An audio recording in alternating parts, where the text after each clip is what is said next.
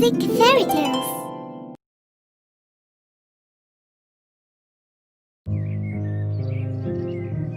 राजकुमारी के आंसू।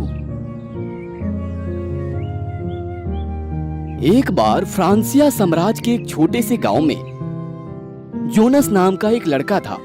जोनस बहुत ही बुद्धिमान और जानकार था। वह कई तरह के काम कर सकता था। एक रात जब वो सो रहा था तो उसने अचानक जंगल में एक धारा के पास एक लड़की के रोने का सपना देखा। उसके आंसू गिरे और चमचमाते रत्न में बदल गए। वह बहुत खूबसूरत राजकुमारी थी जिसके सुनहरे बाल थे। जोनस चलता हुआ उस लड़की के पास गया। जोनस अचानक जाग गया और महसूस किया कि वह अभी भी अपने घर में था। ओह, यह सिर्फ एक सपना था। वह एक सुंदर राजकुमारी है, लेकिन वह बहुत उदास लग रही थी। अगली सुबह जोनस अपने घोड़े को लेकर आगामी सर्दियों के लिए जलाऊ लकड़ी इकट्ठा करने के लिए जंगल में चला गया। रास्ते में उसने एक बदसूरत बुढ़ी औरत को घास काटते देखा। उसने दो बड़े टोकरियां ली हुई थी, जिसमें से एक नाशपाती और सेब से भरी हुई थी और दूसरी घास और जंगली सब्जियों से। जोनस एक दयालु लड़का था। उसने तुरंत बुढ़िया की मदद करने की सोची। महोदया, आप इन सभी चीजों को अपने कैसे उठा सकते हैं? ओह, मुझे तो इन्हें हर दिन ले जाना है। मेरा परिवार गरीब है। हम जंगल में रहते हैं जहाँ कोई साधन नहीं है। अफसोस की बात है। मुझे आप अपना एक हाथ दीजिए। जोनस ने उसे घोड़े पर चढ़ने में मदद की। उसने उसकी फलों की टोकरियां घोड़े पर लटकाई और उस दिशा में चल पड़ा जो रास्ते वह महिला दिखा रही थी। उसने चलने के साथ खुशी से वृद्ध महिला से बातें की, जिससे सफर बहुत छोटी हो गई। जल्दी वे बुढ़िया के घर पहुंचे। उस समय थोड़े भूरे बालों वाली एक बदसूरत मध्यम आयु वर्ग की महिला घर में हंस चरा रही थी। महिला ने उसे देखा और जल्दी से उनकी ओर आ गई। ओ माँ, आप थक गई हैं? मैं ठीक हूँ। इस भले युवा सज्जन ने मेरी बहुत मदद की, इसलिए मैं बिल्कुल भी थकी नहीं हूँ और मुझे बहुत खुशी महसूस हो रही है। हाय महोदया, आप इनकी बेटी हैं? उसे महोदया मत कहो। मेरी बेटी जवान और सुंदर है। वो तुमसे छोटी है। जोनस ये सोचकर हंस पड़ा कि बुढ़िया मजाक कर रही है। फिर उसने अचानक अपने सपने वाली लड़की के बारे में सोचा। उसने बुढ़िया से पूछा, केवल आप और आपकी बेटी इस जंगल में रहते हैं? क्या आपने एक खूबसूरत लड़की को देखा है जिसके गोरी रंग और सुनहरे बाल हैं? मैंने कभी ऐसी लड़की को नहीं देखा है जो मेरी बेटी से ज्यादा खूबसूरत हो। बेटी, अंदर जाओ। अगर तुम इस सुंदर जवान आदमी के साथ यहाँ खड़ी रही तो ये तुम्हारी सुंदरता के प्यार में पड़ सकता है। बदसूरत औरत शर्माते हुए मुस्कुराई और वह जल्दी से अंदर चली गई। जोनस बुढ़िया के मजाक से बहुत हैरान था। यह देखते हुए वह मुस्कुराई और अपनी जेब से एक छोटा सा बक्सा निकालकर जोनस को दे दिया। तुम एक अच्छे लड़के हो। हम गरीब हैं। तुम्हें देने के लिए हमारे पास कोई खजाना नहीं है। बस मैं तुमको ये डब्बा दे सकती हूँ। बस इस डब्बे को अपने साथ रख लो और इसे राजा और रानी के लिए फ्रांसिया साम्राज्य में ले जाओ। तुमको बहुत कीमती उपहार मिलेगा। जोनस ने बुढ़ी औरत को धन्यवाद दिया और वह डब्बा लेकर चला गया। जोनस ने उनके निर्देशों का पालन किया और डब्बे को फ्रांसिया महल में लाया।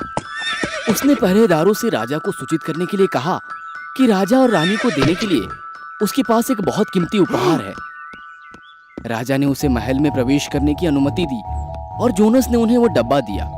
जैसे ही उन्होंने डब्बा खोला, उसमें बहुत सारे रत्न आंसू थे। राजा और रानी बहुत सारे रत्न आंसू देखकर आश्चर्यचकित हो गए, जो राजकुमारी बीट्रिक्स के आंसू की तरह दिख रहे थे। वे बहुत भावुक हो गए। भगवान की कृपा है, ये निश्चित ही बीट्रिक्स के आंसू हैं। अंत में हमें बीट्रिक्स के बारे में कुछ खबर मिली। नौजवान, कृपया आसन ग्रहण कीजिए और हमें सच्चाई बताइए। आपको ये रत्न कहाँ से मिले?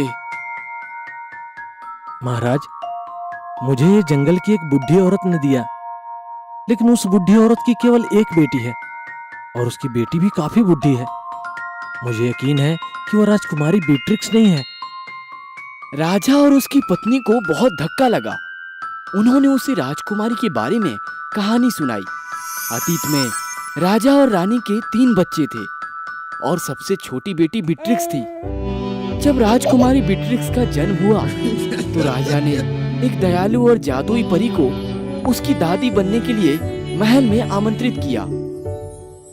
मैं आपको ये उपहार दूंगी। जब भी आप रोएंगे तो आपके आंसू महान रत्नों में बदल जाएंगे। जैसे ही परी वहां से गई, बीट्रिक्स जोर जोर से रोने लगी। उसकी आंखों से ढेर सारे चमचमाते रत्न गिरने लगे। समय बीतने के साथ 20 साल बीत गया। राजकुमारी एक बहुत ही सुंदर लड़की बन गई। उसकी त्वचा बर्फ की तरह सफेद, गुलाबी गाल और उसकी बाल सूरज की रोशनी की तरह सुनहरे थे। एक दिन राजा ने सभी राजकुमारियों को बुलाया और कहा, आज मैं यह तय करना चाहता हूँ कि आप तीनों में से इस राज्य को कौन संभालेगा। मैं आपकी दया के आधार पर फैसला करूंगा। मैं जानना चाहता हूँ कि कौन मुझे सबसे ज्यादा प्यार करता है। अब सबसे बड़ी बेटी से शुरू करते हैं। पिताजी, मैं आपसे उतना ही प्यार करती हूँ जितना चीनी से। पिताजी, मैं आपसे उतना ही प्यार करती हूँ जितना पसंदीदा कपड़ों से। इसके बाद अब बीट्रिक्स की बारी थी। उसने कुछ पल सोचा, फिर धीरे से कहा, पिताजी, मैं आपसे बहुत प्यार करती हूँ, पर मेरे प्यार की तुलना किससे करूँ? जैसे क्या? अभी बताओ। पिताजी, जैसे कि सबसे अच्छा पकवान नमक के बिना बेस्वाद होता है, मैं नमक के जितना ही आपसे प्यार करती हूँ। क्या कहा? नमक? नमक के उन छोटे दानों से आप मेरी तुलना कैसे कर सकते हैं? अगर आपको नमक बहुत पसंद है तो मैं आपको बहुत सारे नमक के अलावा कुछ नहीं दूंगा। राजा क्रोधित हो गया। उसने बीट्रिक्स को नमक से भरी टोकरी दी और उसे धक्के मारकर महल से बाहर निकाल दिया।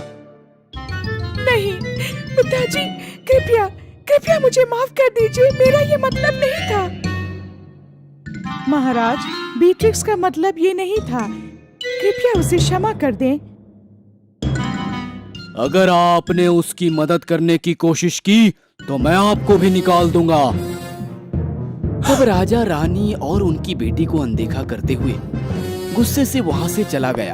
रानी और राजकुमारी बीट्रिक्स की दलीलों के बावजूद भी राजा ने अभी भी राजकुमारी बीट्रिक्स को महल से बाहर निकालने का फैसला किया। राजकुमारी नमक से भरी टोकरी लेकर महल से जाने लगी। रास्ते में उसकी आंखों से आंसू रत्न गिरने लगे। केवल रानी ने अपनी बेटी के गिरते हुए आंसू को यादों के तौर पर समेट कर रख लिया। जब भी रानी उन रत्नों को देखती, वह अपनी बेटी के लिए बहुत दुखी महसूस करती। उस दिन के बाद से रानी ने कभी अच्छी तरह नहीं खाया और उसने मुझसे एक बार भी बातें नहीं की। वह सिर्फ रत्न पकड़कर रोती रही। मुझे वास्तव में इसका पछतावा हुआ। इसलिए उसके बाद मैंने राजकुमारी को ढूंढने के लिए पहरेदार को भेजा, लेकिन वे उसे ढूंढ ना सके। अब आज आप उन रत्नों को हमारे यहाँ ले आए। जैसे ही मैंने रत्नों को देखा, मुझे तुरंत पता चल गया कि ये निश्चित मेरी बेटी के आंसू हैं। क्या आप कृपया हमें बता सकते हैं कि आपने उन रत्नों को कहाँ पाया? महारानी, मुझे जंगल में रहने वाली एक बुढ़ी औरत से वो रत्न मिले, लेकिन उस बुढ़ी औरत की केवल एक ही बुढ़ी बेटी है और राजकुमारी बीट्रिक्स की तरह कोई नहीं है। लेकिन इसमें कोई शक नहीं कि ये मेरी बेटी के आंसू हैं। तो क्या अब आप कृपया हमें वहां ले जा सकते हैं? जी महाराज, निश्चिंत ही। जोनस राजा और रानी को बुढ़िया के घर ले जाने लगा, लेकिन रास्ता घुमावदार और बहुत सारे पेड़ों से भरा हुआ था, जिस कारण हाँ? जोनस रास्ता भटक गया। जब जोनस लगभग हताश हो गया, तभी अचानक उसने हंस की आवाजें सुनी जो उसके नजदीक से आ रही थी। कृपया आप लोग थोड़ी देर यहाँ आराम करें और मेरा इंतजार करें, मैं अभी आता हूँ। हंस की आवाजों का पीछा करते हुए जोनस धीरे धीरे आगे बढ़ने लगा। वह एक झाड़ी के पीछे छिप गया और अचानक उसने देखा कि बुढ़ी औरत की बदसूरत बेटी जंगल में हंस को चरा रही है। बहुत अच्छी बात है, मुझे अंत में बुढ़ी औरत की बेटी मिल गई। मैं उसके कदमों के निशान पर चलूंगा और बुढ़िया के घर पहुंच जाऊंगा। जोनस ने एक धारे के साथ उसका पीछा किया, जहां वो हर दिन कुछ हंस को चराती थी। बुढ़िया की बेटी ने ध्यान से चारों ओर देखा। जब उसने आसपास किसी को नहीं देखा, तो उसने अपना दुपट्टा उतार लिया। हाँ? दुपट्टे के नीचे सुनहरे बालों वाली एक खूबसूरत लड़की थी, जो पूरे जंगल में चमक रही थी। उसकी सुंदरता को देखकर जोनस बहुत चौंक गया। इतनी सुंदर लड़की को देखकर वो मोहित हो गया।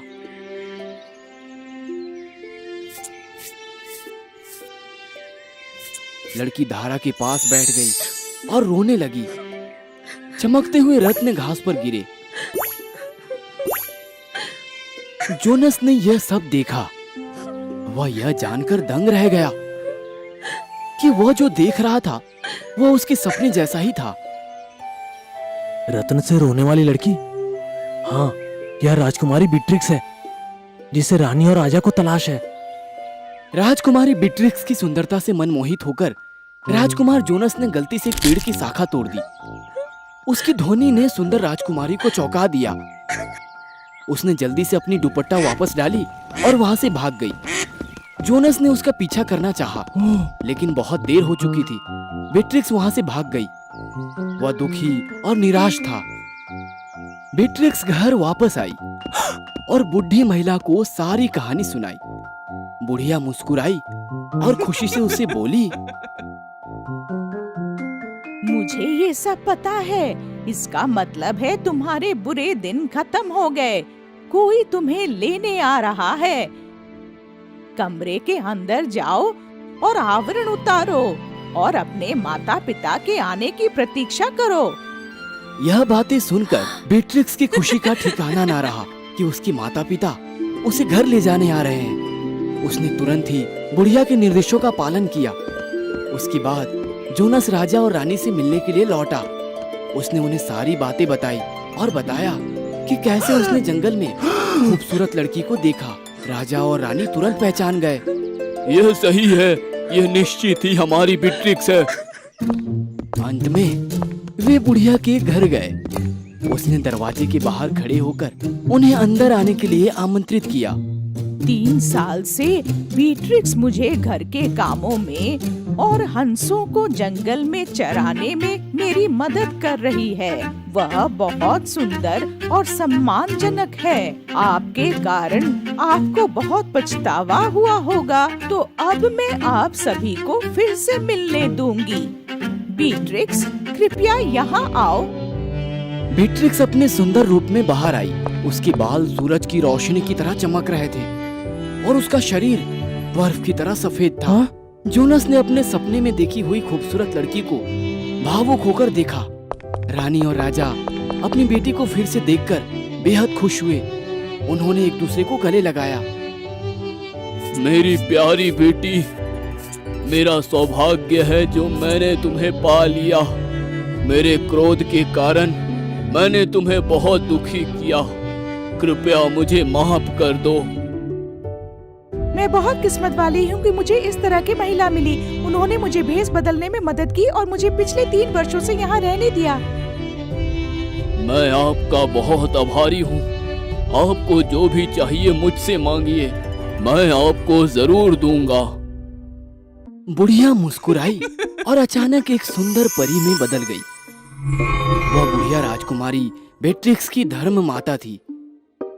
मुझे लगता है कि 3 साल बाद ये आपके लिए एक बड़ा सबक होगा।